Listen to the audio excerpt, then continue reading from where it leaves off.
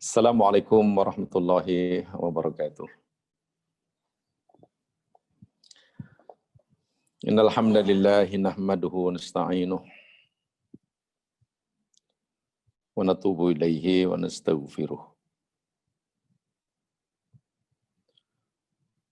Wa na'udzu billahi min syururi anfusina wa min sayyiati a'malina. May yahdihillahu fala mudilla lahu wa may yudlil fala hadiyalah. Asyhadu an la ilaha illallah wahdahu la syarika lah wa asyhadu anna Muhammadan abduhu wa rasuluh. Allahumma salli ala Muhammad wa ala ali Muhammad kama sallaita ala Ibrahim wa ala ali Ibrahim.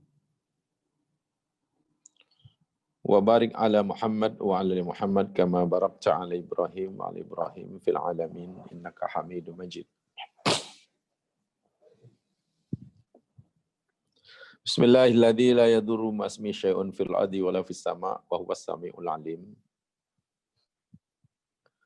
Bismillahirrahmanirrahim. La yadurru ma'asmi syai'un fil ardi wala fis sama' wa huwas samiul alim.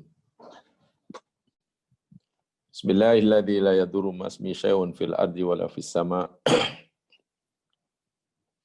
wa huwas samiul alim. Rabbi shrah li sadri wa yassir li amri wa hlul 'uqdatam min lisani yafqahu qawli. Amma ba'd.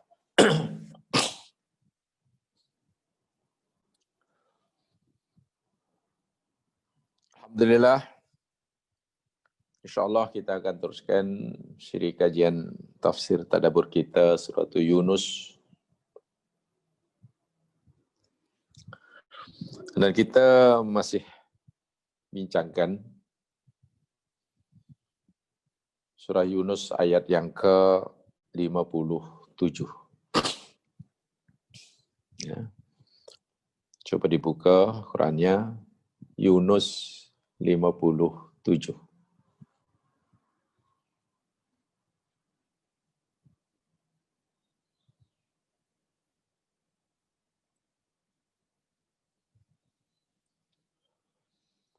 A'udzu billahi minasy syaithanir rajim.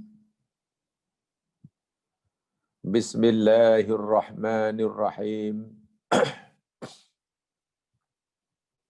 Ya ayyuhan nasu qad ja'atkum maw'idhatum min rabbikum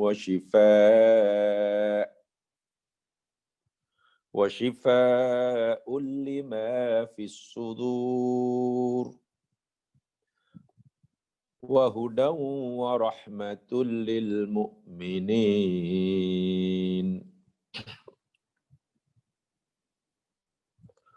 Ya ayuhan nas, wahai sekalian manusia,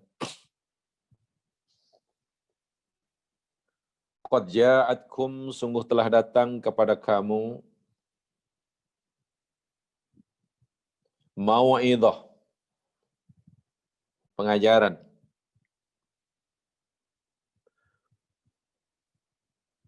min rabbikum, dari Tuhan kamu,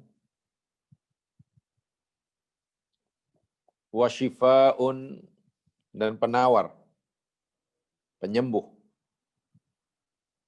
lima fis sudur, bagi apa yang yakni penyakit ada di dalam hati.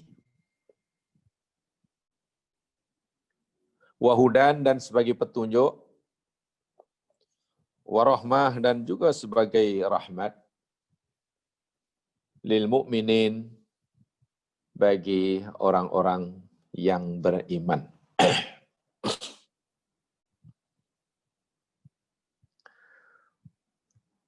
Di dalam ayat ini,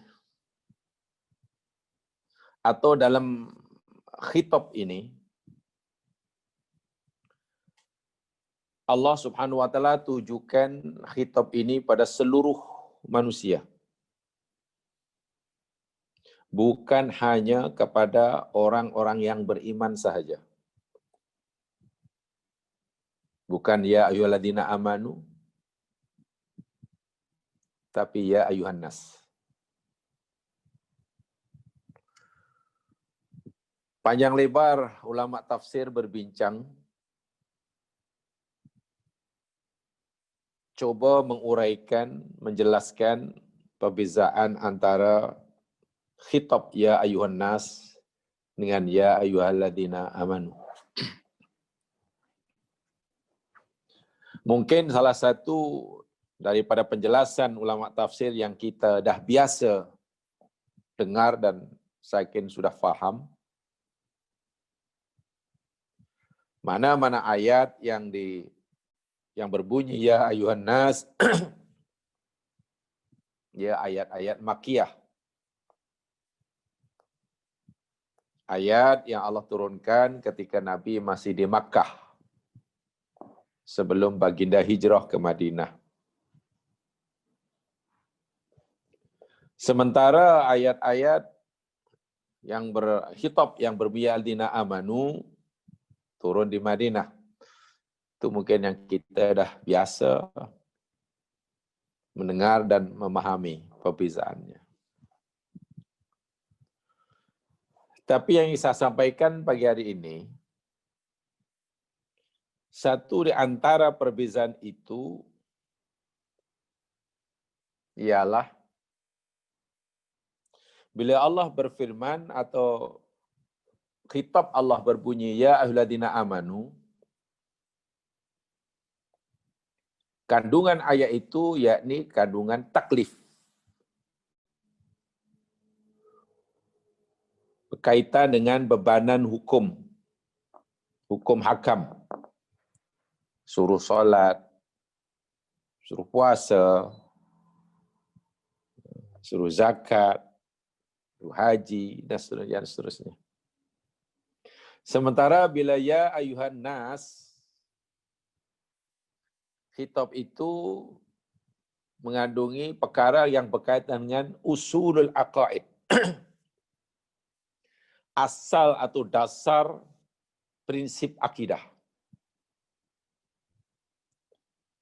Dan ini sedia maklum bahawa selama 13 tahun baginda Nabi diutus oleh Allah di Makkah, penekanan dakwah Nabi atau ayat Al-Quran yang diturunkan kepada Nabi untuk dipanjangkan, diteruskan pada umatnya di Makkah, berkaitan dengan dasar-dasar akidah. Usulul aqaid. Itu satu perbezaan yang sangat parah. Sebab itulah, bila ayat itu menyeru mengajak orang untuk mengesakan Allah dan tidak menyekutukannya, dan ini dasar akidah lah. Meyakini alam gaib, meyakini hari kiamat, meyakini ya tentang iman lah. Ini yang diseru adalah semua manusia. Apapun bangsanya.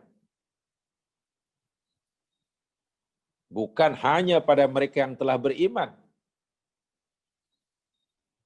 Yang tidak beriman, yang belum beriman, bahkan yang memusuhi Nabi pun terkena khitab ya ayuhan nas.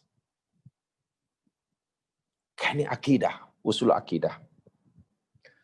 Lain halnya jika ya ayyuhalladzina amanu. Selain orang yang tidak beriman atau belum beriman, tak termasuk. Kenapa? Karena ya ayyuhalladzina amanu itu isi khitab itu berkaitan dengan taklif, hukum hakam. Contoh solat, contoh puasa. Ya ayyuhalladzina amanu kutiba alaikumusiyam. Diwajibkan atas kamu puasa. Itu hanya dibebankan kepada orang yang telah beriman sahaja. Orang yang belum beriman, yang masih kafir, tidak wajib atas mereka berpuasa. Apakah jika mereka tidak wajib berpuasa karena tidak termasuk dalam kitab itu mereka tidak berdosa? Mereka tidak masuk neraka? Ya, kita kena faham. Orang kafir masuk neraka bukan kerana tidak solat, orang kafir masuk neraka bukan kerana tidak puasa, orang kafir masuk neraka karena kafir. Kekufuran mereka itu sudah cukup kuat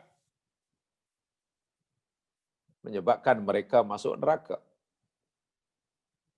Bahkan jika mereka solat sekalipun, selagi mereka masih kafir, belum meyakini kewujudan Zat yang Maha Esa yang mewajibkan mereka untuk puasa itu, puasanya tidak diterima, solatnya tidak diterima. Sebab itulah, coba perhatikan dalam Al-Quran. Bila ya ayuhan nas, ya ayuhan nas. Ini kaitannya mesti tentang usulul aqidah. Usul aqidah. Karena ini prinsip. Sehingga ia memberikan pengertian dan pengajaran siapapun orangnya. Sebaik manapun amalnya. Sebanyak manapun ibadahnya. Selagi akidahnya, akidah tauhid tidak ada atau rusak, amalan itu ditolak. Amalan itu ditolak. Sebanyak manapun amal seorang itu, sebaik manapun budinya. Banyak kan orang-orang kafir yang berjasa pada masyarakatnya, yang dermawan, tapi sia-sia karena usulnya tidak ada. Keyakinan kepada Allah SWT tidak ada. Sebaliknya, seperti mana yang telah saya sebutkan, jika orang itu sudah punya usul, sudah punya dasar, sudah punya landasan yang kuat, yang dalam agama kita disebut yakni aqidatut tauhid, tali yang disimpul mati dalam hati. Simpulan mati itu yakni meyakini adanya Tuhan yang Esa, satu-satu yang berhak disembah, tiada lainnya. Sungguh pun jika sekiranya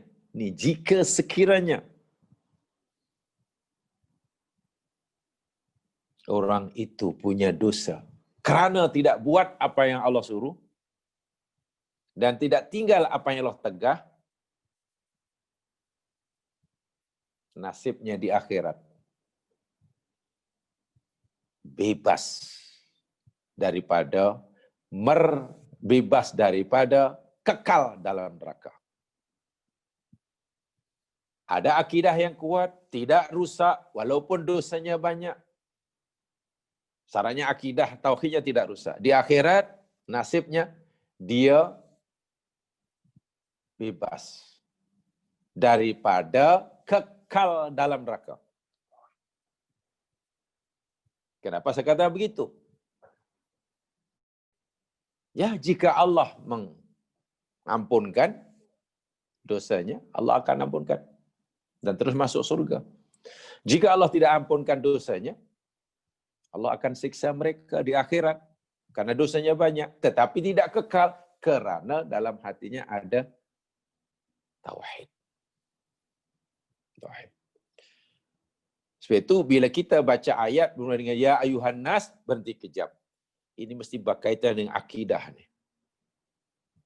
Dikaitan dengan dasar ini. Suatu yang sangat-sangat penting sekali.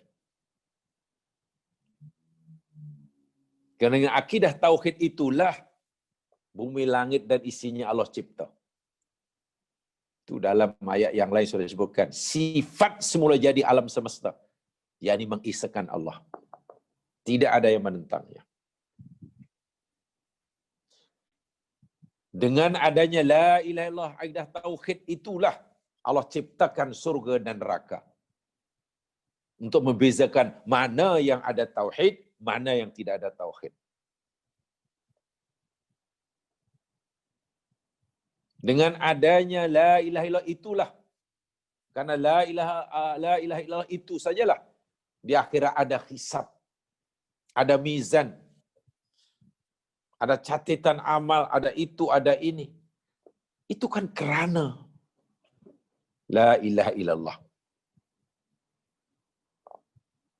Jadi sangat-sangat besar. Tertegaknya bumi, langit dan isinya itu pun kerana la ilaha illallah. Kenapa saya kata begitu? Karena ciri utama, sifat semula jadi alam semesta mengesakan Allah. Wa min syai'in illa yusabbihu bihamdih walakin la tafqahuna tasbihahum. Dan tidak ada satu pun di alam semesta ini melainkan semuanya bertasbih, menyucikan Allah, memujinya. Hanya saja kamu tidak memahami atau belum dapat memahami tasbih mereka. Begitu kata Allah dalam surah Al-Isra. Toh itu bagi saya yang penting. Seperti yang saya katakan tadi, ulama tafsir bincang panjang lebar tentang perbezaan ya ayyuhan nas dengan ya ayyuhal ladina amanu ini. Ini satu di antaranya. Yang kedua yang saya sampaikan, jamaah sekalian, kalimah ja'a dalam Al-Quran ini,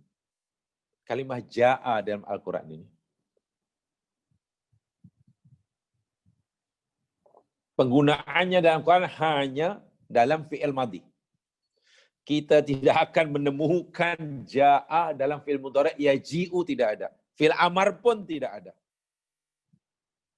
Yang ada hanya madhi saja. Ja'a. Yaji'u tak jumpa, ji' pun tak jumpa. Ata ada, ata ya'ti ada. Datang juga kan? Ya, datang. Dan satu di antara penggunaannya, makna ja'a ini, yakni menunjukkan sesuatu itu datangnya dengan susah. Sesuatu yang datang dengan susah, itu gunakan ja'a. Sementara sesuatu yang datangnya dengan mudah, gunakan ata. Ata. Ata ya'ti, itu datang dengan mudah. Ja'a itu datang dengan susah. Dengan susah. So itu dalam Quran katalah idza ja'atit tammatul kubra. Apabila ja'at telah datang at-tammatul kubra, guncangan yang besar, yakni kiamat. Ya, datang kiamat sangat berat. Sangat berat. Adik-beradik Nabi Yusuf alaihissalam, setelah mereka coba membunuh Nabi Yusuf, tetapi gagal. Lalu mereka balik menemui bapanya. Apa Quran kata? Waja'u abahum isya'an yabkun. Itu dalam surah Yusuf tu, boleh dibaca.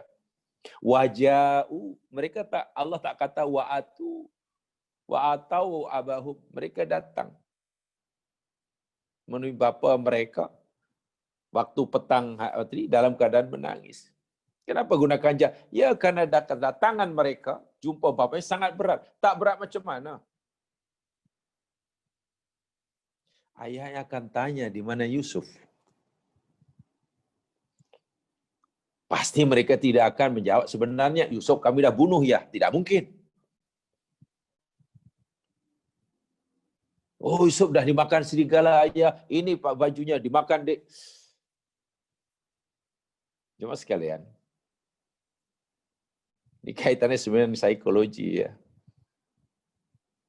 Orang bercakap benar, bercakap jujur, itu ringan sekali. Ringan, sangat ringan. Tidak ada bebanan. Berbeza dengan jika orang itu bercakap bohong. Itu beratnya luar biasa. Susahnya luar biasa. Menurut kajian, orang yang bercakap jujur otak bagian depan itu pernah dibuat kajian, hampir tidak ada aktiviti dalam otak bagian depan. Otaknya sangat tenang sekali. Nasyah namanya. Muqaddamatir ra's, otak bagian depan, nasyah dalam bahasa Al-Quran. Lobus frontalis istilahnya. Frontal lobe mungkin jamaah sebut. Hampir tidak ada aktiviti. Tenang sedang. Berbeza dengan orang yang bercakap bohong. Tiba-tiba aktiviti otak bagian depan, kacau dia. Itu bukan betapa susah, betapa beratnya orang bercakap bohong. Nah, adik-beradik Yusuf balik nak jumpa bapa ni, pastilah bapaknya akan menyalahkan Yusuf. Macam mana nak meyakinkan ayah ni? Ya, mesti mereka-reka kebohongan lah. Situ ketika menyampaikan jumpa bapaknya, jauh. Bagai jauh. Itu. Nah, akidah ya mas kalian. Usulul akidah. Tauhid. Itu sangat berat sekali diterima oleh orang. Pada zaman Nabi SAW khasnya. Dan mungkin sekarang. Terbuktilah. Berapa ramai, mana yang lebih ramai? Orang yang mempercayai bahawa Allah itu Esa, tidak ada sekutu, atau yang percaya bahawa Tuhan itu lebih daripada seseorang. Jumlah orang yang mempercayai bahawa Tuhan lebih daripada satu itu jauh lebih ramai.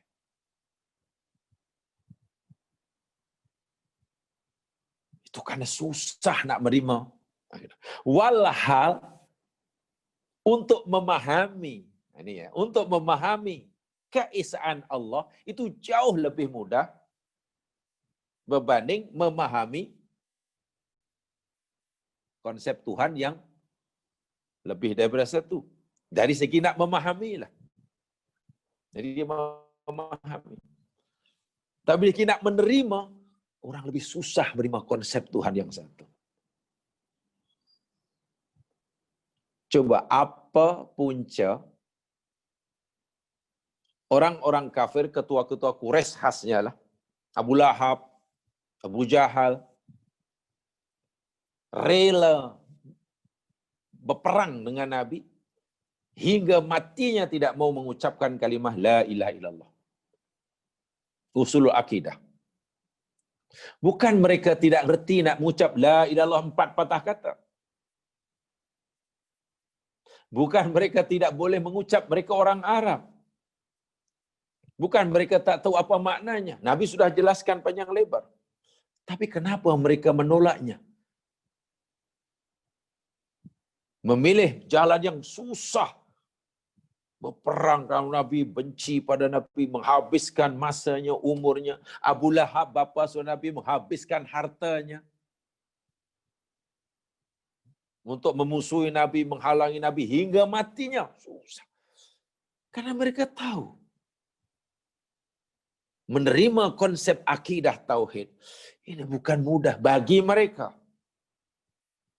Karena tahu risiko dia, kesan daripada mengucap La ilaha illallah. Abu Lahab tahu, Abu Jahal tahu. Pertama, aku akan kehilangan pengaruh. Aku nanti akan duduk sama rendah, berdiri sama tinggi dengan Bilal bin Rabah. Dengan hamba-hamba sahayaku. Tak ada perbezaan. Peraturan yang berlaku bagi mereka juga berlaku bagi aku. Kedua, aku dengan mereka sama. Aku sudah tak boleh lagi berbuat apa yang selama ini aku lakukan. Dia tahu kesan tuntutan daripada La ilaha illallah sangat berat sekali. Bagi mereka. Bagi mereka. Itu Allah kata tentang akidah, gunakan ja'ah, usul akidah. Sangat berat. Dipanggil ya ayuhan nas. Walaupun tadi saya katakan, dari segi menerima sangat berat. Sehingga orang kafir, saya katakan ketua Quraisy, hingga matinya, rela mati daripada mengucapkan kalimat la ilaha illallah. Tapi dari segi memahami, kalau kita bicara lagi memahami konsep ketuhanan yang Maha Esa, satu, dengan memahami ketuhanan yang maha banyak, konsep monoteism dengan konsep politism, memahami konsep monoteism, kepercayaan, aliran, meyakini Tuhan itu asa, jauh lebih mudah. Jadi jika sekiranya ada perdebatan ilmiah lah antara satu golongan yang mempertahankan bahwa Tuhan itu esa, dia berdebat dengan orang yang meyakini bahwa Tuhan itu bermacam-macam, saya yakin yang menang dalam berdebat itu pasti yang berfahaman Tuhan itu esa. Membuktikan keesaan Allah itu jauh lebih mudah daripada mereka membuktikan bahwa Tuhan itu lebih daripada satu. Itu dari segi pahaman. Tapi dari segi penerimaan. Dalam hal ini ceritanya dari segi penerimaan. Susah. Sangat susah hingga hari ini. Hingga hari ini. Orang berperang, orang seperang. Lihat saja di India, mengamuk antara mukmin dan orang Hindu pun. Itu kan karena oleh ketuhanan. Ya. Mereka tidak boleh menerimanya. Bukan tidak boleh memahaminya. Memahaminya senang, tapi menerimanya sangat susah. Berat. Itu demi ja'ah. Dan panjanglah penjelasannya kalau kita tentang ja'ah dalam Al-Quran ini. Sangat panjang penjelasannya kalau kita pelajari rahasia penggunaan kalimat dalam bahasa Arab ini. Tapi ata, nah kalau ata itu mudah datangnya. Ata itu dengan senang. Ya. Dengan senang. Ata amrullah. Semua urusan itu datang dengan mudah. Apa yang Allah kehendaki semua mudah. Bagi Allahnya kun fayakun. Kun fayakun. Sangat mudah. Allah menghendaki itu senang. Ata amrullah. Baik. Itu. Kemudian yang kedua yang saya sampaikan berikutnya ini kalimah mau'izah. Apa itu mau'izah? Ya mas sekalian, mau'izah hiya al-wasiyah bil khair wal bu'du 'anil syarr bil lafdhin mu'thir. Saya ulangi. Al-mau'izah hiya al-wasiyatu bil khairi wal bu'du 'anil syarri bil lafdhin mu'thir. Terjemahan Melayunya, definisi mau'izah ialah wasiat kebaikan wal bu'du anisyar, jadi menyuruh melakukan kebaikan, gitulah. Memberi wasiat pada orang supaya buat baik. Wal bu'du anisyar, dan menjauhkan daripada kejahatan. Kita suruh orang buat baik, kita suruh orang menjauhi daripada buat yang tidak baik, bi lafdhin mu'thir. Dengan ucapan, dengan kalimat yang berkesan, yang berbekas dalam hati mukhatab. Itu mau'izah. Wa'azah ya'izah. Susahnya itu yakni menggunakan ayat yang memberi kesan menyentuh hati si pendengar. Nah, itu susahnya. Kalau sekadar menyuruh orang buat baik, menyuruh orang tinggal yang tak baik, itu senang. Cakap ajalah. Tapi adakah suruhan kita kepada orang itu, nasihat kita kepada orang itu berbekas atau tidak, berkesan atau dalam hatinya? Itu susah. Nah, itu jadi susah. Mau'izah mesti menggunakan kalimah yang berkesan. Yang berkesan. Dan Quran itu semua ayatnya, struktur ayatnya, pemilihan kosakatanya, bila kita baca dengan betul-betul menyentuh hati pembacanya. Saya nak beri satu contoh ya. Coba Jamal lihat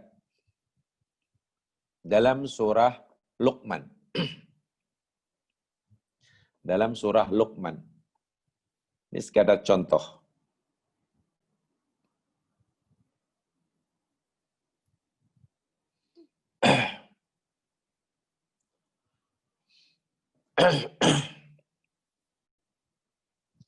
Wa huwa ya'izuh.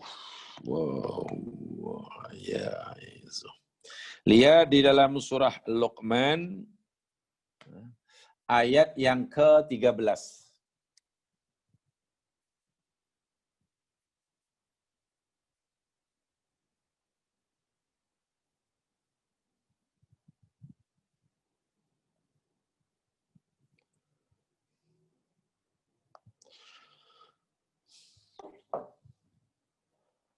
A'udzu billahi minasy syaithanir rajim. Surah 31 ayat 13. Senang. 3113.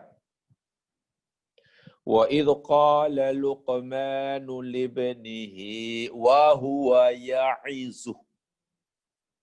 Ya bunayya la tusyrik billah.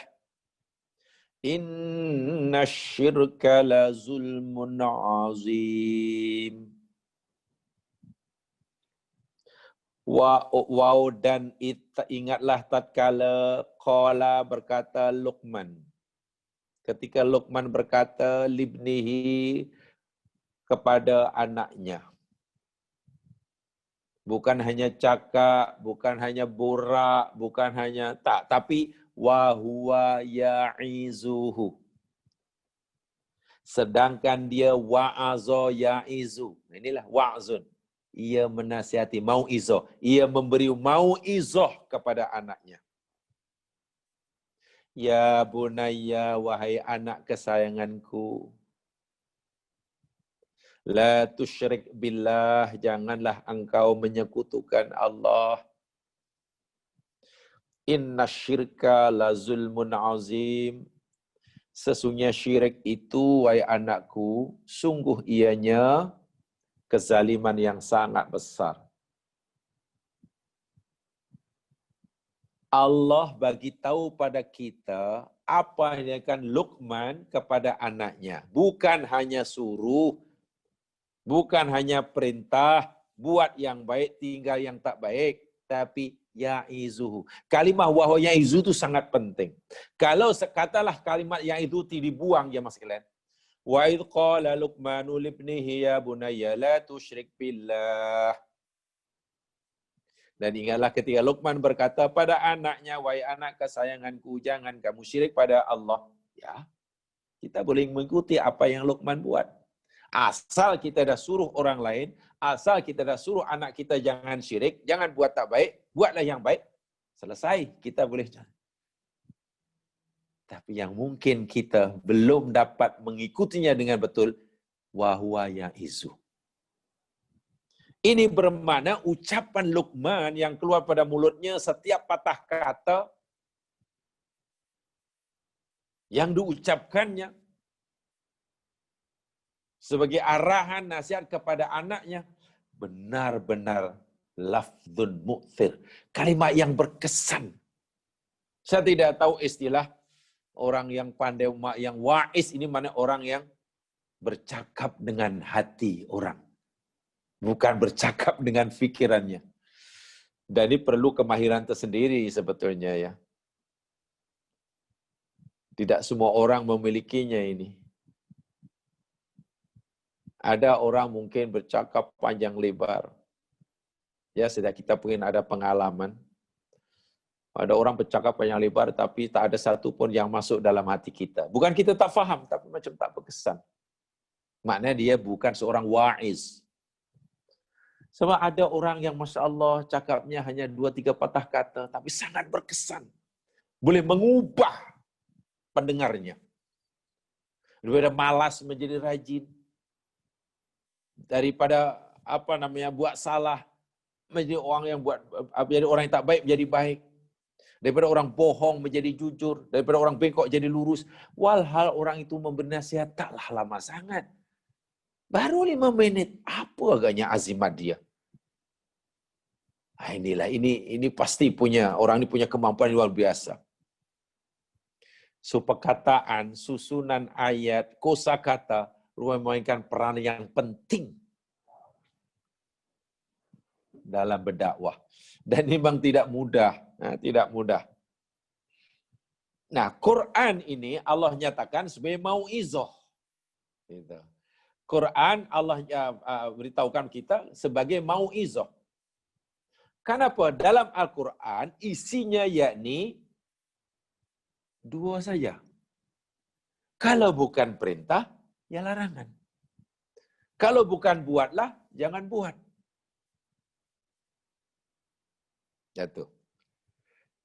Dan ayat yang digunakan Al-Quran, uslub, structure ayat, ya, yang ada dalam Al-Quran, yaitu dengan ayat yang sangat berkesan.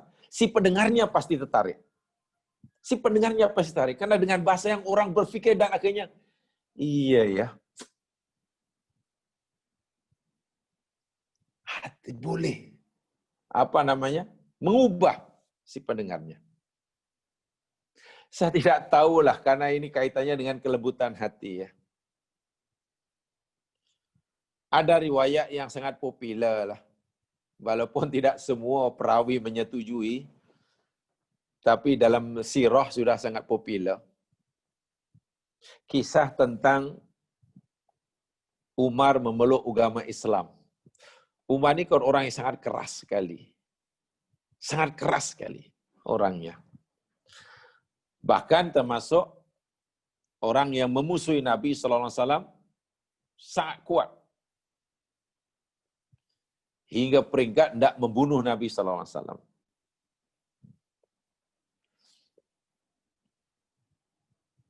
Kemudian, ia keluar nak mencari Rasulullah SAW, nak dibunuhnya. Nak dibunuhnya. Sebelum dalam perjalanan, singgah ke rumah adiknya. Ringkas kata, membaca Al-Quran sendiri. Diizinkan oleh adiknya membaca Al-Quran. Yang waktu itu Al-Quran belum cukup 30 juzuk. Kan ini period Makkah. Nabi baru beberapa tahun menjadi Nabi. So jumlah ayat Quran belum sebanyak sekarang. Dan dalam riwayat itu, ya, riwayat yang masyhur walaupun saya kata tidak semua ulama sejarah menyetujuinya, kan membaca surah Toha. Membaca surah Toha. Bukan membaca keseluruhan isi surah Toha. Baru membaca beberapa ayat pertama surah Toha. Toha ma anzalna alaikal Qur'ana litashqa. Kami tidak menurunkan Al-Quran ke atas engkau, wahai Muhammad, litashqa, supaya engkau jadi susah, engkau jadi menderita, engkau jadi celaka. Tidak, tidak. Quran aku turunkan bukan untuk menyusahkan kamu, bukan untuk mencelakakan kamu. Illa tadhkiratan liman yakhsha. Melainkan ianya peringatan bagi orang yang takut.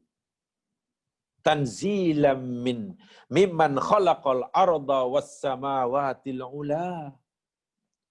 Quran ini diturunkan daripada zat yang menciptakan bumi dan 7 lapis langit yang tinggi. Ar-Rahmanu al-Samad. Hanya beberapa ayat yang dibaca. Tiba-tiba tangan Umar seluruh tubuh menjadi lemah, menggeletar. Apa komentar spontan Umar waktu itu? Apa komen spontan Umar selepas membaca beberapa ayat? Dia kata, Ma ahsana hadzal qaul wa ma akramahu.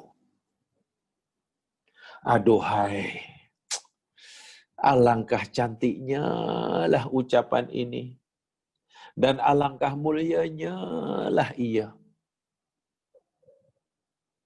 Umar bukan tak pernah mendengar orang baca Quran. Umar bukan tak pernah mendengar Nabi menyampaikan wahyu. Umar selalu dengar. Tapi kenapa tidak berkesan?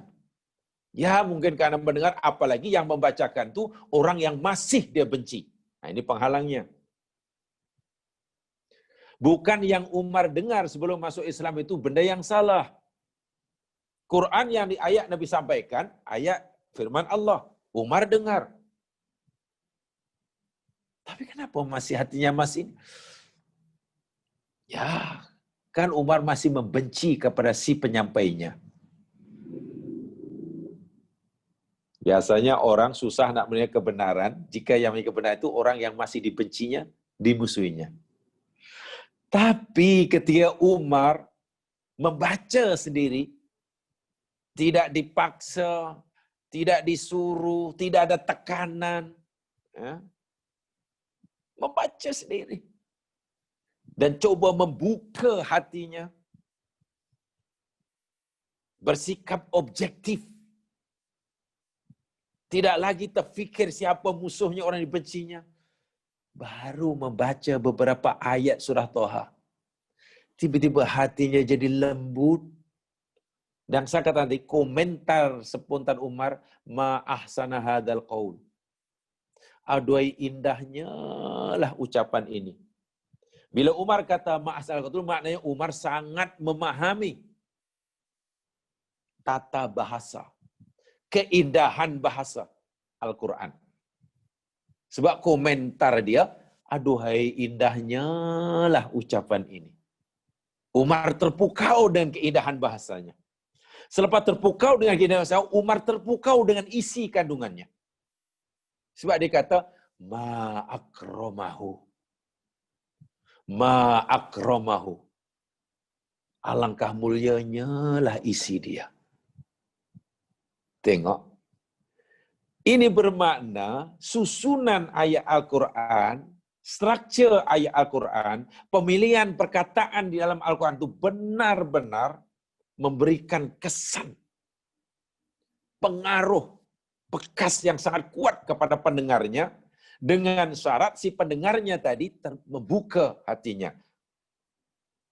Ikhlas, bersikap objektif. Jangan melihat siapa yang menyampaikan, karena mungkin yang menyampaikannya orang yang masih dibenci dan dimusuhinya. Tapi melihat, memperhatikan apa yang disampaikan.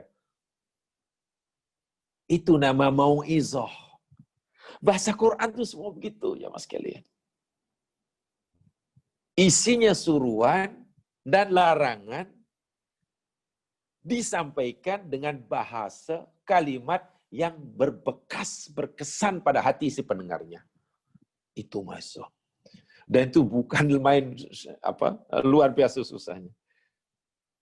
Quran dia pernah menunjukkan contohnya Luqman itulah. Contohnya Luqman. Beberapa padri diutus dari negeri Yaman jumpa Nabi SAW. Ini sebagai padri ayam tambatan, ayam tambatan lah. Berhujah, nak berjumpa Nabi, nak berdebat Nabi. Sebab bagi mereka, kami agama Kristian ini sudah lama ini, Muhammad ajaran baru. Jadi datang ke Madinah, jumpa Nabi. Ya, mungkin nak mengkristiankan Rasulullah lah. Dialog antar agama. Ini padi-padi ini, orang, ya padi mana orang hebat.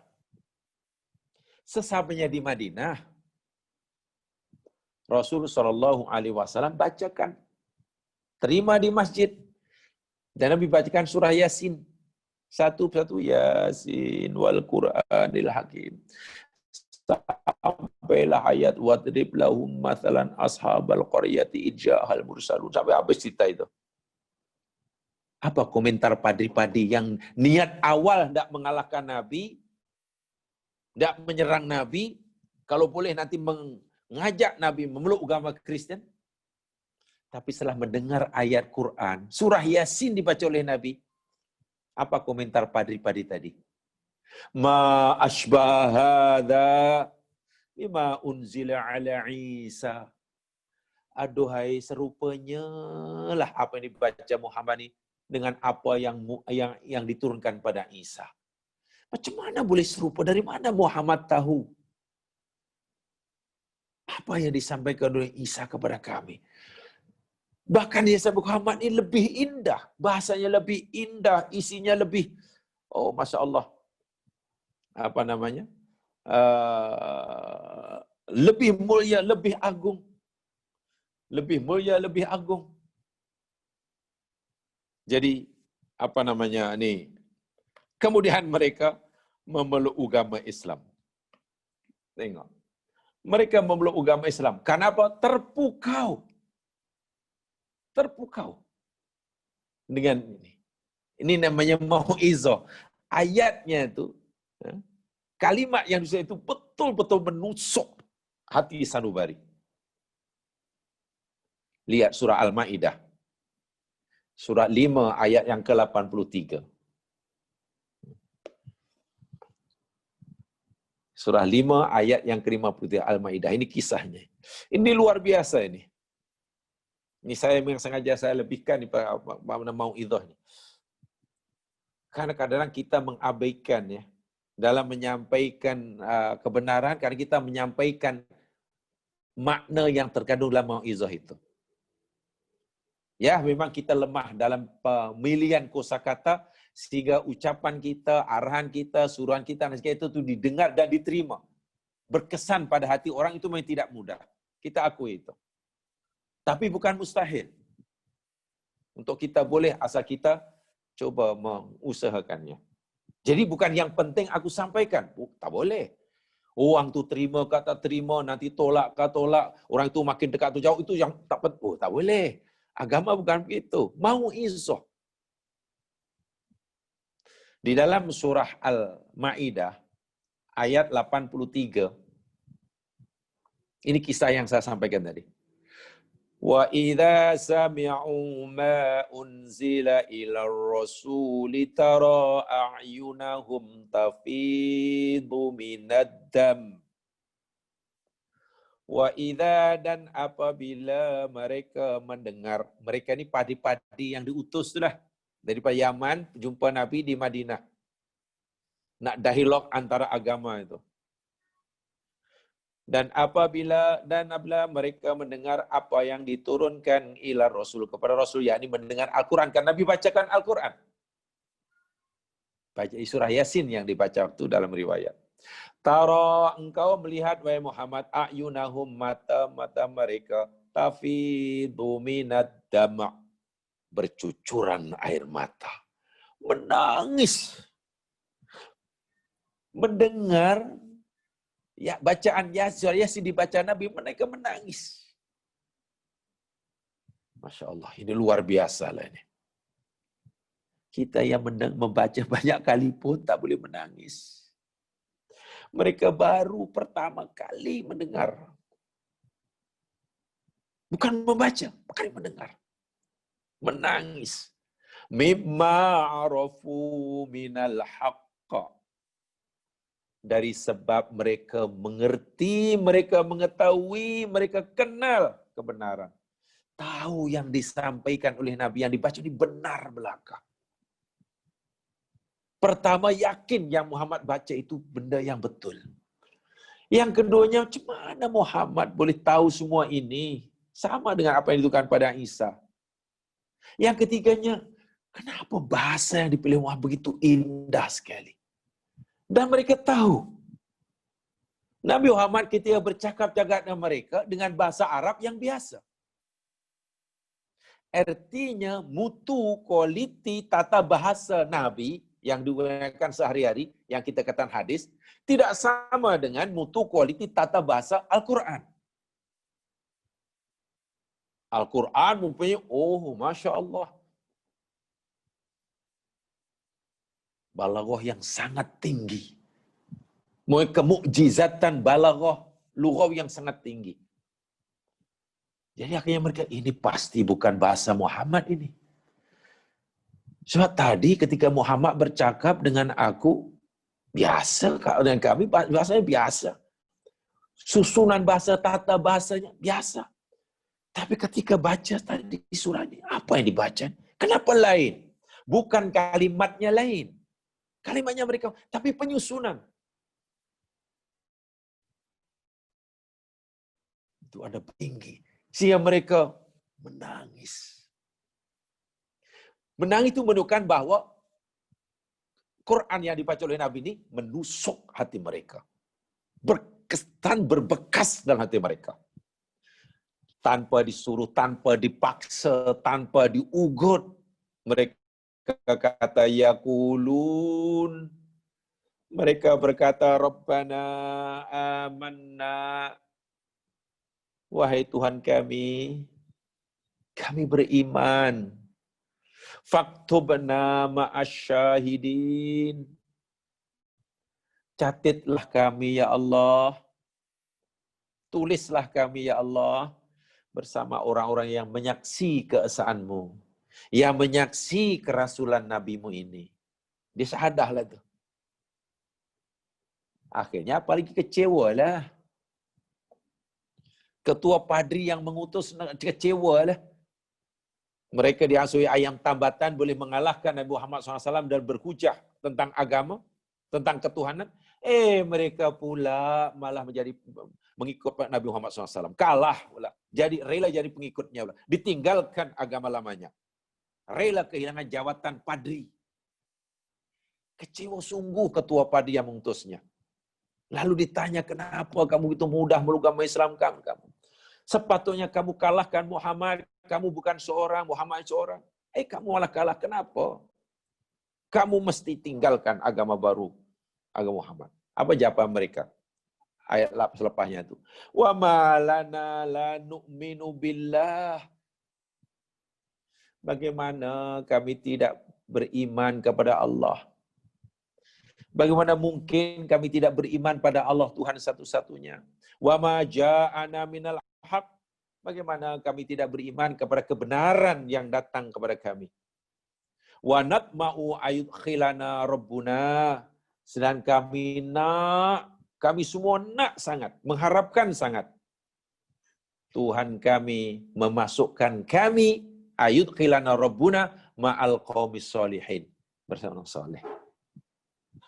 Begitu mudah rupa-rupanya ya bila orang sudah terpanah dengan Al-Quran. Ya, kita boleh katalah Umar memang hatinya lembut. Kita boleh kata begitu. Nih padi-padi ini hatinya memang lembut. Boleh, kita kata begitu, boleh memberi komentar seperti itu. Ya, seperti itu. Jadi kalau mereka itu mudah beriman, walaupun baru mendengar sekali, mana mereka ini jenis orang yang hatinya lembut. Boleh, tak salah kita kata begitu. Tapi adakah jika sekarang katalah, orang yang sudah membaca, orang mendengar, tapi tidak berkesan dari apa yang didengar, dan tidak memberi kesan terhadap apa yang dibaca. Ini adakah karena hati kita yang tidak lembut, atau Quran yang belum cukup kuat untuk menembus hati kita yang keras? Mana yang lebih keras, hati kita atau hati Umar sebelum Muslim?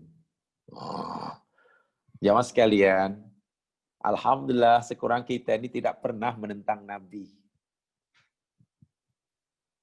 Tak pernah menentang Nabi. Tak pernah mencerca Nabi. Apalagi ingin membunuh Nabi. Mana ada. Umar nih pernah ada niat nak bunuh Nabi. Maknanya musuh lah, benci sungguh dengan Rasulullah. Jadi kalau dikata hati, memang hati yang sangat keras lah.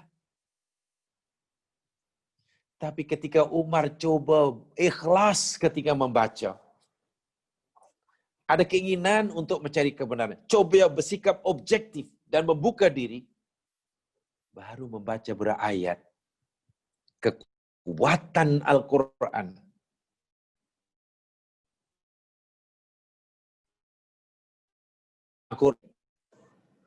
sunan perkataannya. Wa imam melalui isikan dapat melembutkan, hancur, luluhkan hati Umar yang keras menjadi lembut. Nah, perintah atau larangan atau nasihat yang disampaikan dengan kalimah yang berbekas, berkesan, memberi pengaruh kepada si pendengar, itu namanya mau'izah. Dan ini ciri Al-Quran yang pertama. Mau'izah. Kadang saya berpikir bila tentang mau'izah nih, jamaah sekalian. Iya ya, jangankan Umar, seorang manusia. Jangankan padi-padi, yang juga seorang manusia. Apalagi mereka orang-orang yang alim. Orang-orang yang alim. Sedangkan jin. Sedangkan jin. Dan jin ini jin kafir. Ia tentera iblis. Bayangkan. Kalau kita nak tahu jahat ke tak jahat, kerah ke tak kerah, hatinya memusuhnya pada Allah, susah kita nak bayangkan bagaimana jahatnya jin yang masih menjadi hamba kepada iblis laknatullah alaih. Pasti keras hatinya. Tapi setelah jin-jin yang asalnya keras hatinya menjadi ayam tambatan iblis ini, mendengar sendiri secara langsung ayat Quran dibaca oleh Rasulullah, memeluk agama Islam. Masya Allah. Baru pertama kali mendengar ayat Quran. Bukan dia yang membaca, mendengar. Itu pun Nabi tak tahu yang ketika Nabi baca, rupanya ada jin yang ikut mendengarkannya. Nabi baru tahu selepas diberitahu oleh Allah. Saya tunjukkan. Coba lihat surah jin. Surah yang ke-72.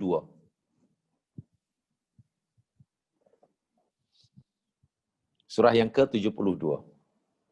Saya bacakan ayat mulai pada ayat pertama.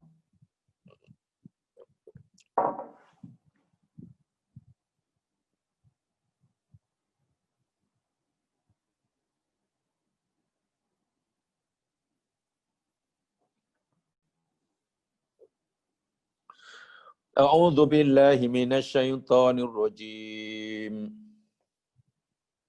Qul uhiya ilayya annahu istama'a nafarum minal jin. Katakan wahai Muhammad, telah diwahyukan kepada aku annahu bahwasanya istama'a telah sengaja mendengar, bukan mendengar, tak sengaja nak mendengar, nafarun oleh satu kumpulan minal jin daripada jin. Setelah mendengar Al-Quran, faqalu, lalu jin itu berkata, ini jin kafir. Ini jin kafir, pengikut iblis, tentera iblis, yang disuruh oleh iblis untuk mencari, untuk buat siasatan.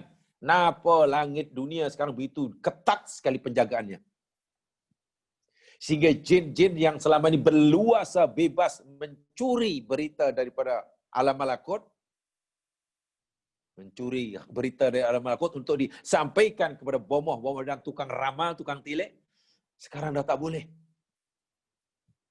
Bila kita cuba nak curi lagi, pasti akan ditembak dengan api. Jadi iblis pun, jin ni laporan lah. Sekarang sudah tidak bolehlah Tuan Iblis. Sekarang langit jauh ketat, kita pun tak tahu. Lalu iblis arahkan jin-jin ni. Sekarang kamu cari. Apa rahsianya? Kenapa sekarang langit begitu ketat sekali? Jangan-jangan ada apa-apanya. Cari. Jin ni akhirnya jumpa. Nabi, ketika Nabi baca Quran, dia pun terpegun duduk di situ mendengar. Habis saja Nabi baca Quran, apa komentar spontan jin? qalu inna sami'na Qur'anan ajaba. Inna sesungguhnya kami sami'na kami mendengar Qur'anan bacaan yang sempurna ajaban yang sangat menakjubkan. Kita tak tahulah macam mana nak beri ulasan terhadap ucapan jin ini. Atau kita tidak dapat mengetahui apa yang dirasakan oleh jin selepas mendengar Al-Quran. Sehingga jin yang kafir, rela selama ini menjadi hamba kepada iblis, tiba-tiba mengakui dan mengkagumi Al-Quran yang baru sekali didengarnya. Dan komentar ini komentar yang ikhlas. Benar-benar kami telah mendengar bacaan yang sempurna dan ajaib sekali. Tak pernah kami dengar selama ini. Apa ini? Bukankah ini menunjukkan bahwa jin itu terpengaruh, terkesan, yang didengar itu berbekas dalam hatinya. Kita tidak tahu aspek mana dalam Al-Quran, ayat Quran yang dibaca oleh Nabi tadi, yang memberi kesan dalam hati jin kafir ini. Kita tidak tahu. Adakah aspek bahasanya kah? Kekuatan apa agakah yang boleh memanah hati jin yang kafir, yang keras, tiba-tiba jadi lembut. Lalu dia mengakui isinya. Mula-mula terkagum-kagum, sudah tak pernah dengar. Macam ni tak pernah. Lalu dia kata, Yahdi ilar rushdi. Apa yang kami dengar tadi memberikan bimbing, petunjuk kepada kebenaran. Fa'aman Nabi. Maka kami pun beriman. Kami tidak boleh berfikir panjang. Kami tidak boleh memerlukan masa lama untuk mengambil sikap. Kami beriman. Ini adalah kebenaran yang luar biasa. Ini menakjubkan. Walan nusyrika bi rabbina ahada. Dan sekali-kali kami tidak akan menyekutukan Tuhan kami dengan seorang pun. Saat itu juga, ketika itu juga, mesti mendengar Al-Quran dibacakan. Jin yang Allah tentera tiba-tiba mengucapkan La ilaha illallah. Apa yang menyebabkan? Terpanah, terpukau Al-Qurannya. Kenapa? Karena Quran itu mau'izah. Sengaja saya uraikan lagi panjang di zaman saya, mau'izah jangan diartikan hanya pengajaran. Susah nak cari terjemahan yang tepat untuk mau'izah ni. Jadi mau'izah bukan sahabat di mana ada orang bagi nasihat kita, pakar motivasi, bagi kita. Ya, itu bolehlah mau'izah, tapi berkesan ke atau tidak? Coba, ada ke seseorang apa agak-agak dan disampaikan oleh siapa agak-agak? Jangan sekali memberi nasihat hanya dalam 5 minit, tiba-tiba si pencuri yang terkenal, ketua perompak lanun yang terkenal, hanya mendengar nasihat orang itu selama 5 menit, tiba-tiba berubah menjadi orang yang sangat baik. Wah, itu mana orang yang paling hebat lah tu.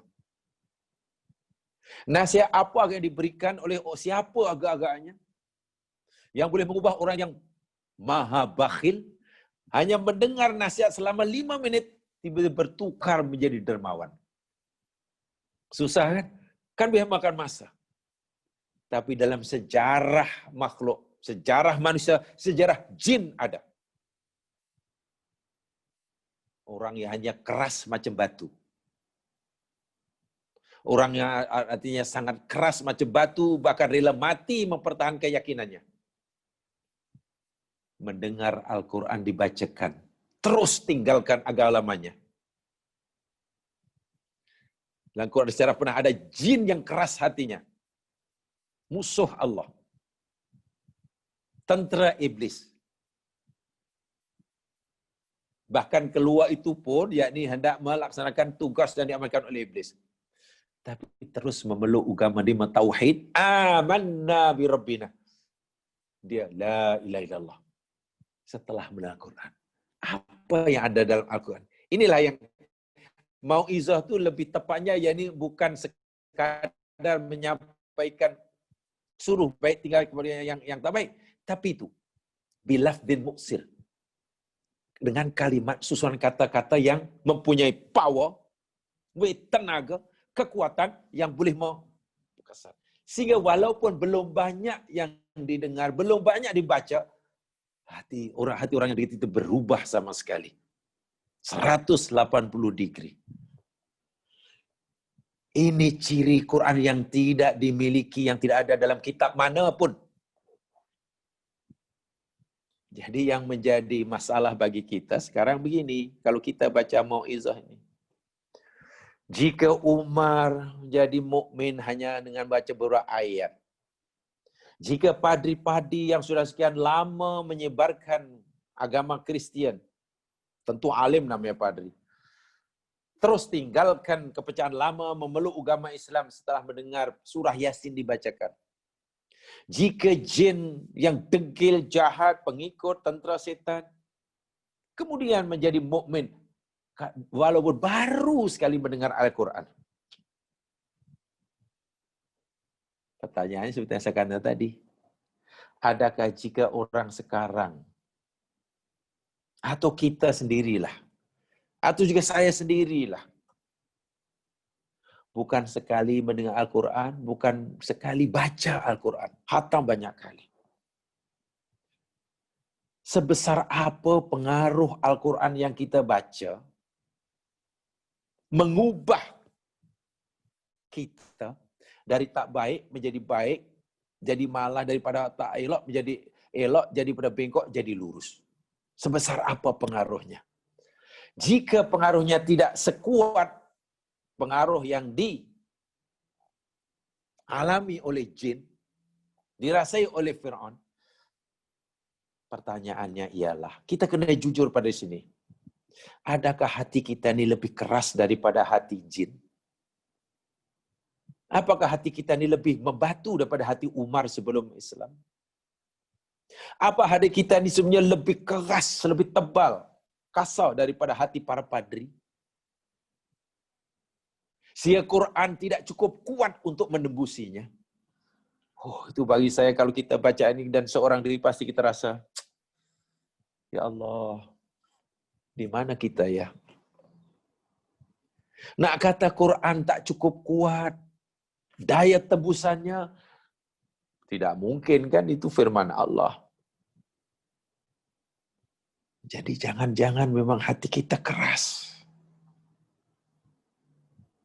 Ini kalimah mau'izah, jemaah sekalian. Jadi bila Quran bercakap, Allah berfirman, sama ada suruhan ataupun larangan atau perdebatan supaya orang itu mukhatabnya berfikir. Al-Quran benar-benar menggunakan susunan ayat, pemilihan kosakata yang muktir, betul-betul mempunyai kekuatan yang memberi kesan dan bekas kepada mukhatabnya. Karena ciri Quran adalah mau'izah. Baik. Contoh yang keempat. Ini sengaja saya sampaikan lebih sebab mau'izah ini sangat penting dalam dakwah. Sangat penting bila kita baca Al-Quran. Nah, sekarang contoh yang keempat. Tentang masalah mata ketuhanan tadi ya. Saya katakan tadi yang sekalian, konsep ketuhanan yang Maha Esa, monoteism, itu mudah sekali difahami. Dan untuk membuktikan bahwa Tuhan itu hanya satu, Allah itu hanya satu dan tidak ada dua, itu senang sekali membuktikannya. Mempertahankan keyakinan ini sangat mudah dengan alasan.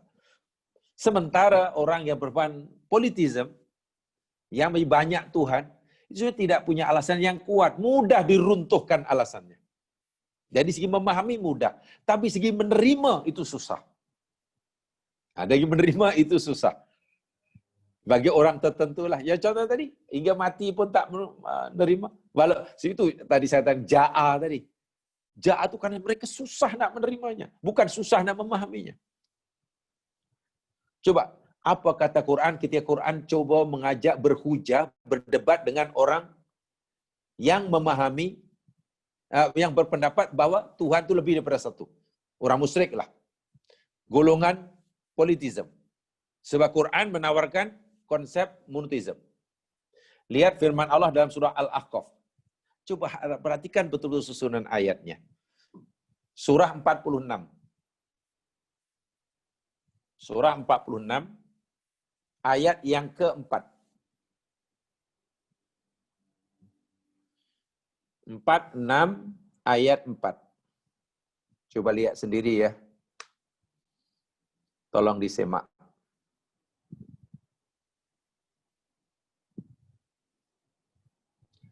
A'udzu billahi minasy syaithanir rajim.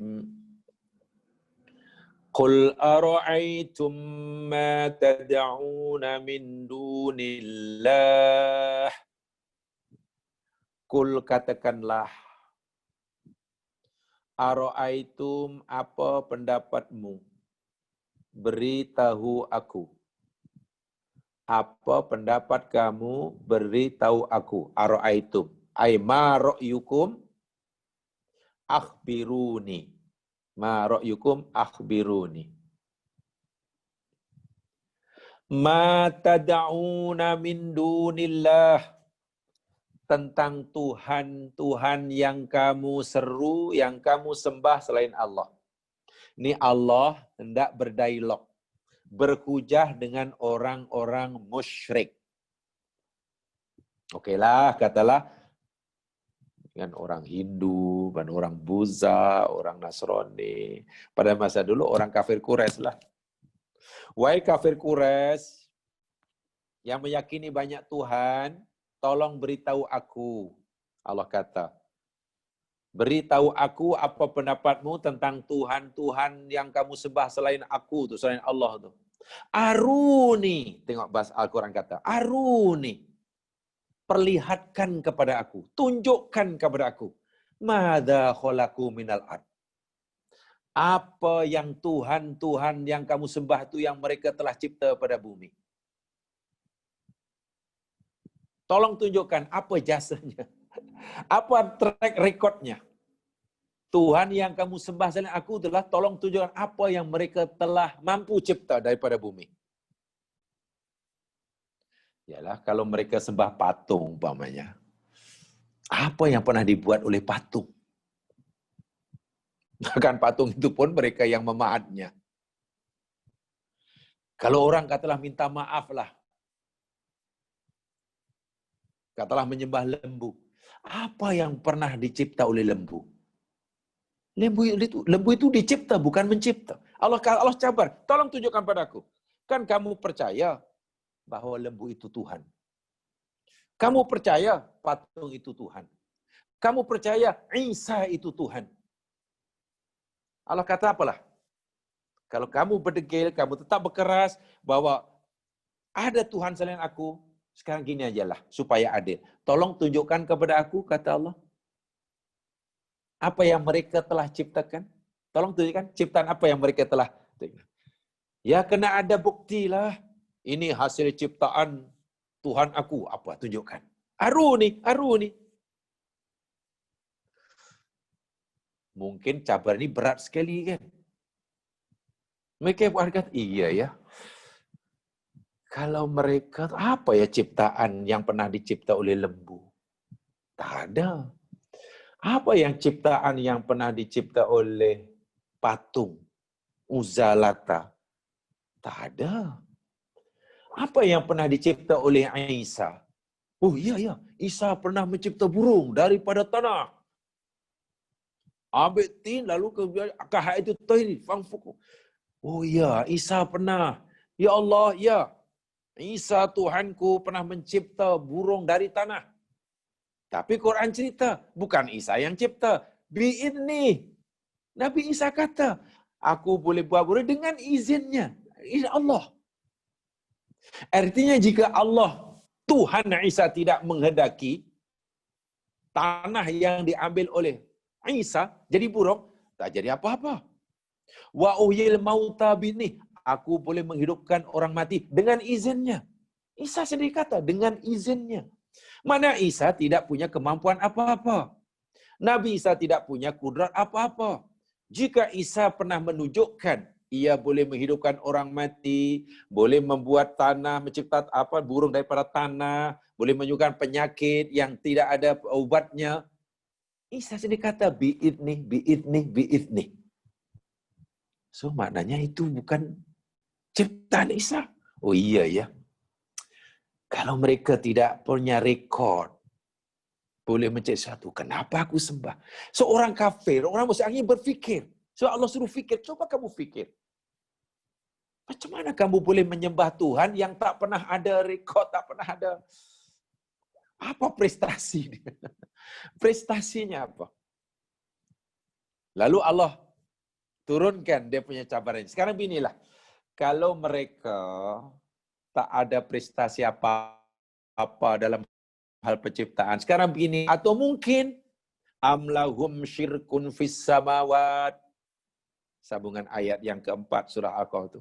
Atau beginilah, mungkin mereka tidak pernah punya prestasi dalam penciptaan. Atau barangkali mereka punya prestasi lahum syirkun fis samawat.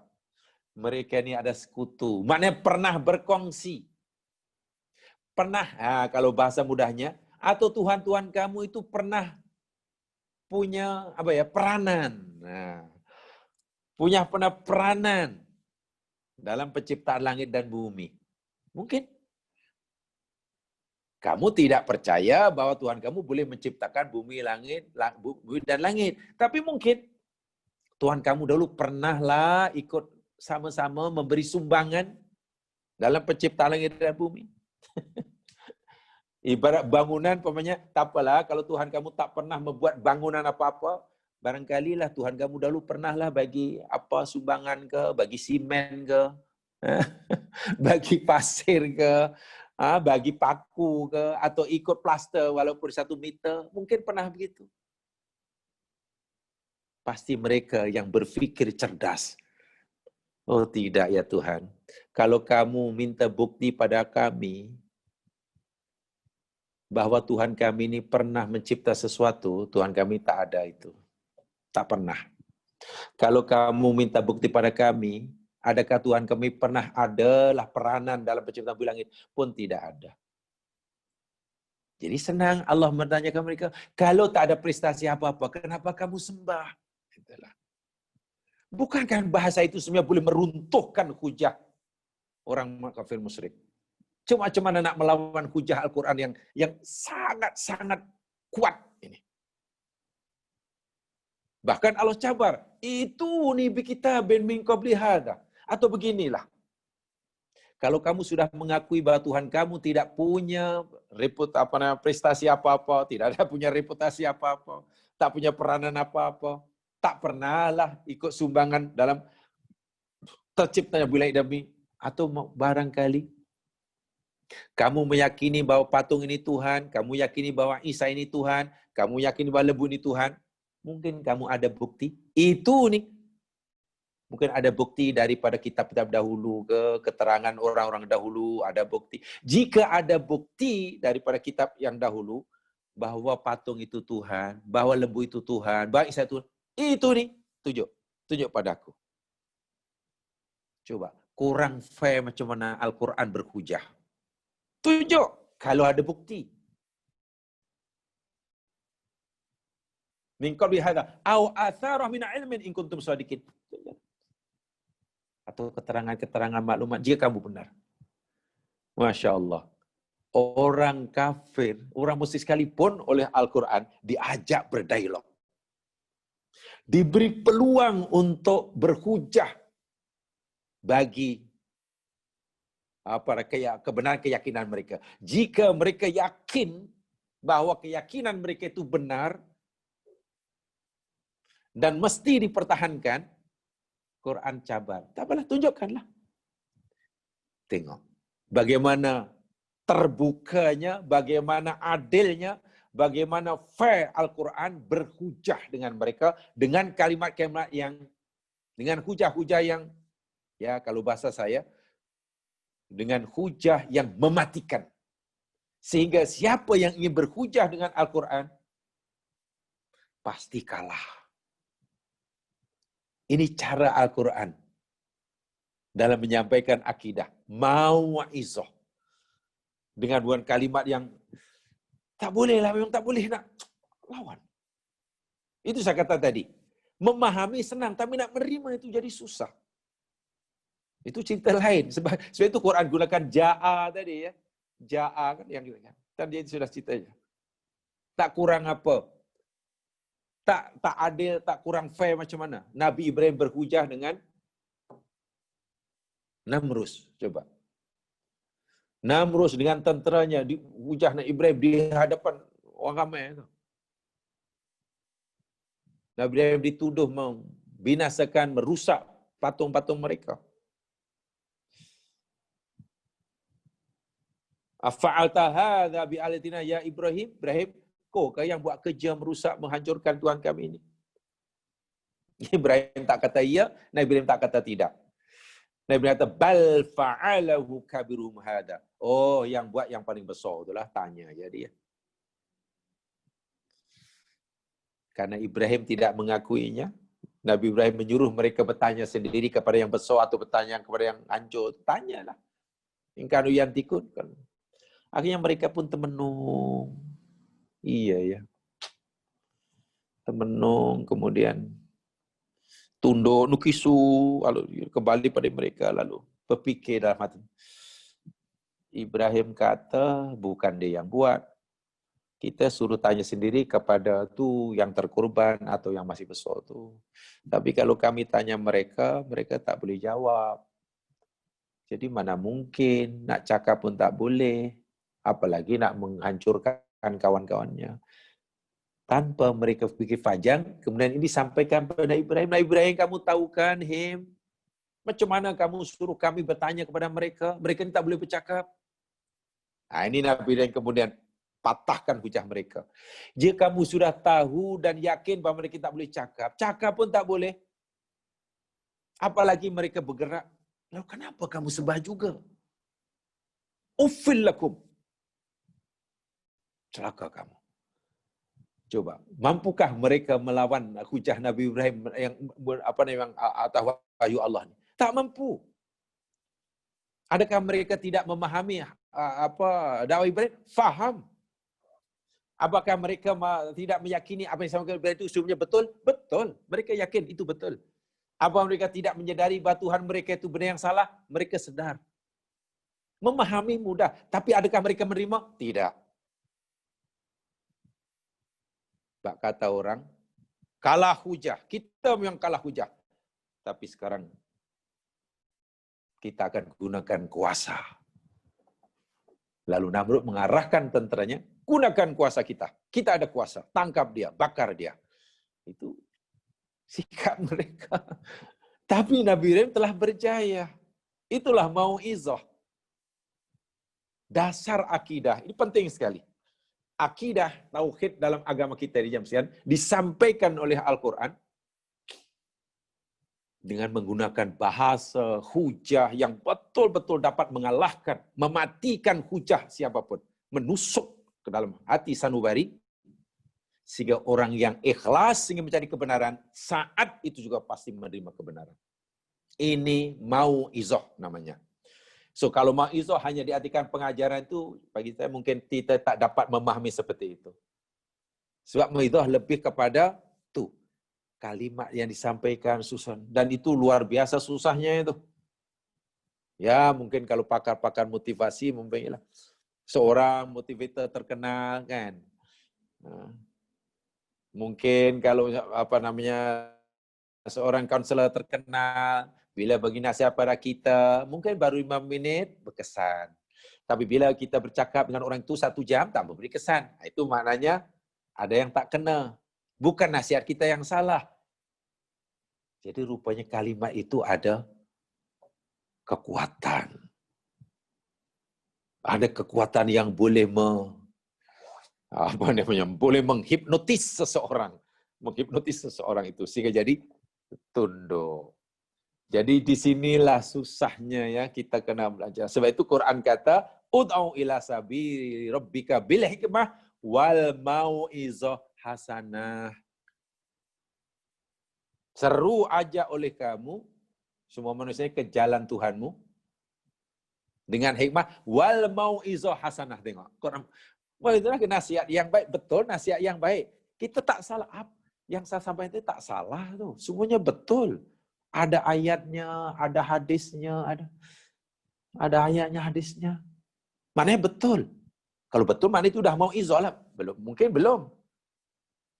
Mungkin ayat yang kita gunakan, susunan kosakatanya, ini yang belum dapat memberi kesan dan berpuas pada orang itu. Ini benar Quran, benar-benar mengambil kira tentang penggunaan kosakata. Faham ya? Ini ciri Al-Quran. Bacalah daripada Alif Lam Mim Dzalik, daripada Bismillahirrahmanirrahim, hinggalah minal jinnati wan nas. Fahami, baca perlahan-lahan, betul-betul. Ketika Quran bercakap dengan Jibril, ketika Quran bercakap dengan Nabi, ketika Quran bercakap orang mukmin, ketika Al-Quran bercakap dengan orang kafir, kan Quran ini sistemnya dialog ya meskipun. Dahulu pernah saya katakan ta'amul. Quran ini yakni sistemnya berdialog dalam menyampaikan dakwahnya, dialog. Dalam Al-Quran berdialog, Musa berdialog dengan Fir'aun, ada dalam Quran. Ayat berdialog dengan Fir'aun. Jadi isinya ada Nabi dengan umatnya, semua dialog. Tengok bahasa yang digunakan Al-Quran. Memang tak mampulah orang melawannya. Itu menunjukkan bahwa Al-Quran mempunyai ketinggian bahasa yang luar biasa. Sehingga ulama semua sepakat bahasa Al-Quran adalah mukjizat. Bahasa hadis Nabi tidak ada nilai mukjizat. Hadis Nabi, struktur bahasanya, struktur bahasa, itu tidak ada nilai mukjizat, tidak ada nilai ijaz. Tapi Al-Quran bahasanya saja sudah nilai ijaz. Ijaz mana satu kemampuan, kekuatan yang dapat melemahkan siapa yang menentangnya. Itu namanya ijaz. Ijaz satu kekuatan yang dengannya dapat melemahkan, mengalahkan siapa yang menentangnya. Dan sesuatu yang mempunyai ijaz namanya mukjiz. Dan bila kekuatan melawan itu sangat kuat, namanya mukjizat. Orang dia mukjizat, tambah tak. Itu sifat pertama. Ya mas sekalian, nampaknya pagi hari ini saya sempat menyampaikan 2 patah kata aja, ja'a dan mau'izah. Mau'izah adalah sifat Al-Quran. Di dalam ayat ini ada 1, 2, 3, 4. Dalam surah An-Yunus ayat 57, sifat Al-Quran ada 4. Saya baru sempat menyampaikan 1 saja. Mudah-mudahanlah ini memberi peringatan saya dan pengajaran untuk kita pelajari. Tadi saya katakan untuk muhasabah ya. Kalau kita sudah banyak kali baca Al-Quran, tapi kenapa diri ini belum banyak berubah? Kita tahu bahwa ini salah. Kita tahu bahwa mengumpat itu salah. Kita tahu bahwa menyebarkan maklumat bohong itu dosa. Tapi kenapa kita belum boleh meninggalkannya? Lalu apa beza antara kita yang membaca ayatnya dengan mereka yang tidak membaca ayatnya? Coba. Orang yang tak baca Al-Quran, mereka mengumpat.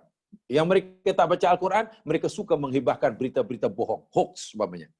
Kita yang membaca pun buat yang sama. Pertanyaan, apa beza antara kita dengan mereka? Seberapa besar sebetulnya kesan Al-Quran kita baca? Sekeras itukah hati kita? Atau jangan-jangan Al-Quran belum cukup kuat untuk menembusi hati kita? Ini yang perlu kita fikirkan. Sebab Quran, ciri pertama Allah sebut, mau'izah. Mudah-mudahan bermanfaat. Yang benar pada Allah, yang silap belum ada di sini, kita dengan bacaan Takbirah. Subhanakallahumma wa bihamdika asyhadu an la ilaha illa anta astaghfiruka wa atubu ilaik. A'udzu billahi minasyaitonir rajim wal 'asr innal insana lafi khusr illa alladziina aamanu was solihat wa tawassaw bil haqq tawassaw bis sabr. Assalamualaikum warahmatullahi